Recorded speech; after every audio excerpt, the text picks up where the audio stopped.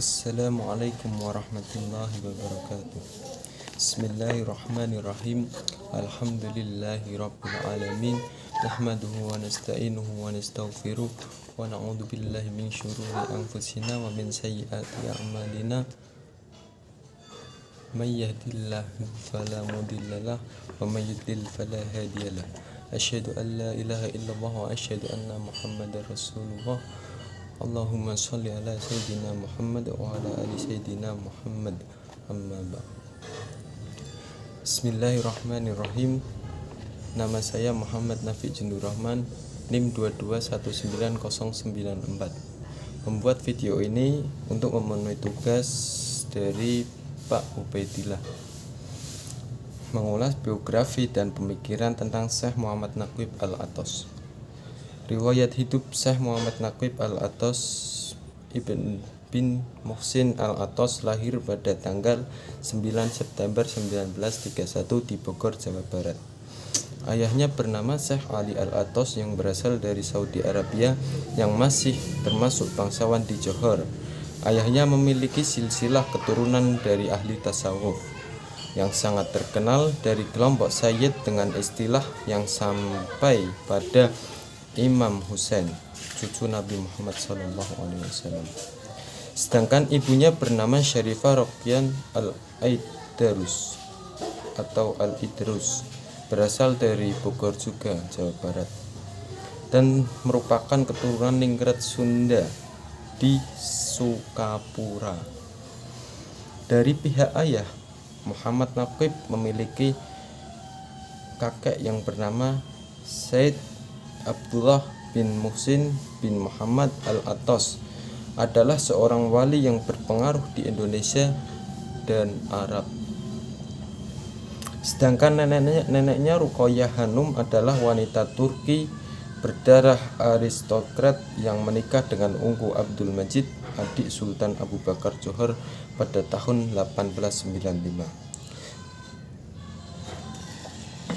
Syekh Muhammad Naqib Al-Athas adalah anak kedua dari 3 bersaudara.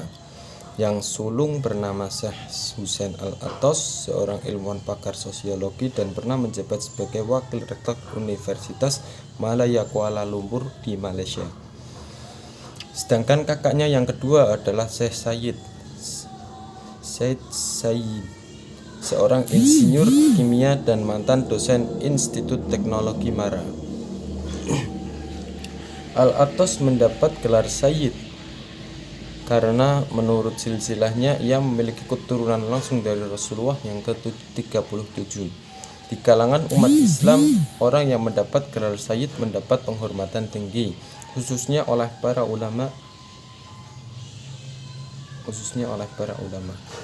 Melihat garis keturunan di atas, dapat dikatakan bahwa Al-Athas merupakan bibit unggul tokoh perkembangan intelektual Islam di Indonesia. Riwayat pendidikan Syekh Muhammad Naqib Al-Athas. Riwayat pendidikan dimulai dari keluarganya yang memberikan pengaruh besar. Dari keluarganya yang ada di Bogor, Jawa Barat, ia memperoleh pendidikan dalam ilmu-ilmu keislaman. Sedangkan dari keluarga dari Johor, dia memperoleh pendidikan yang dapat mengembangkan dasar-dasar bahasa, sastra, dan kebudayaan Melayu. Faktor inheren dari keluarganya inilah yang membentuk karakter dasar dalam dirinya. Bimbingan dari orang tua merupakan penanaman sifat dasar bagi kelanjutan hidupnya. Orang tuanya yang sangat religius memberikan pendidikan dasar Islam yang kuat. Sejak Syekh Muhammad Naqib Al-Athas masih berumur 5 tahun, yakni ketika ia berada di Johor Baru, saat ia tinggal bersama pamannya yang bernama Erik Ahmad dan bibinya Azizah. Keduanya adalah anak dari Ruqayyah Hanum dari suami pertamanya. Kemudian selanjutnya ia ikut dan diasuh oleh Ibu Azizah dari tahun 1936 sampai 1941 Masehi. Ketika itu ia belajar di Neng English Primary School di Johor Baru. Kemudian pada tahun 1949 sampai 1945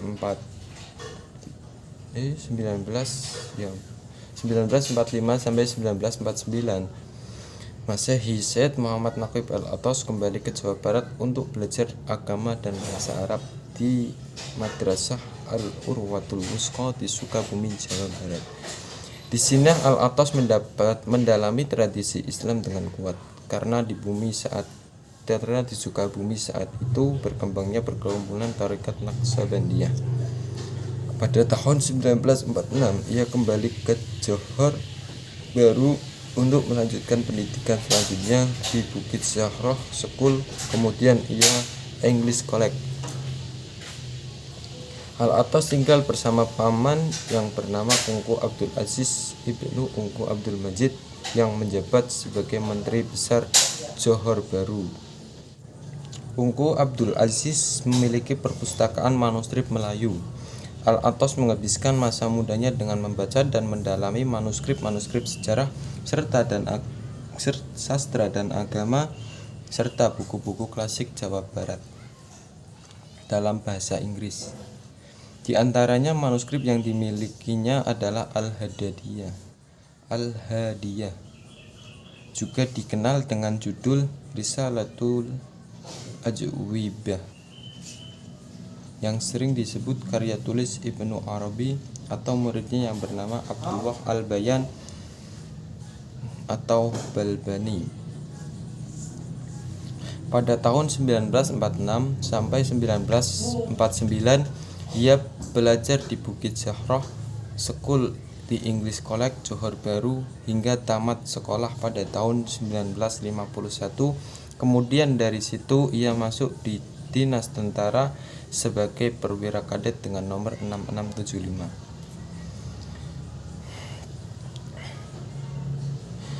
Ia diikutkan latihan militer sehingga ia menjadi letnan di Royal Military Academy, Sadut Inggris.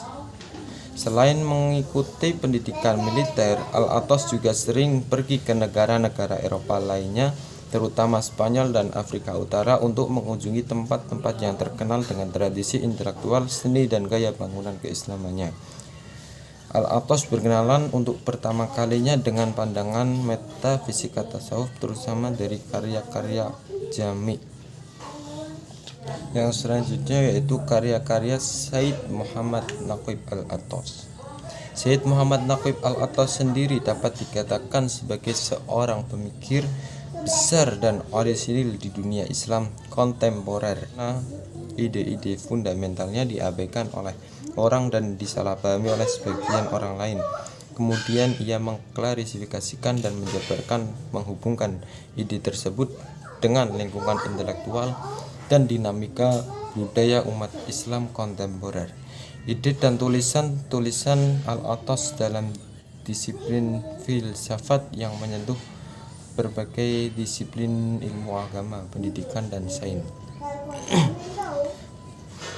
Buku-bukunya yaitu rangkaian Rubaiyat Kuala Lumpur Dewan Bahasa dan Pustaka 1959, Some Aspect of Sufis as Understood and Practiced Among the Malays, Singapura, MRS-MSRI 1963, Raniri and the Wujudiyah of 17th Century Aceh, Monograph of the Royal Asiatic Singapore Malaysian Breed 1966. Yang selanjutnya yaitu The Mysticism of Hamzah Fansuri, Kuala Lumpur, Universitas Malaysia Press 1969. Demikianlah yang dapat saya sampaikan tentang biografi dan pemikiran Syekh Muhammad Naqib Al-Athos. Atas kesalahpahamannya atau kekurangan bahasa-bahasa dari saya meminta maaf yang sebesar-besarnya. Kurang lebihnya saya mohon maaf. Tugas ini untuk memenuhi tugas pos Pak Ubaidillah. Terima kasih. Wassalamualaikum warahmatullahi wabarakatuh.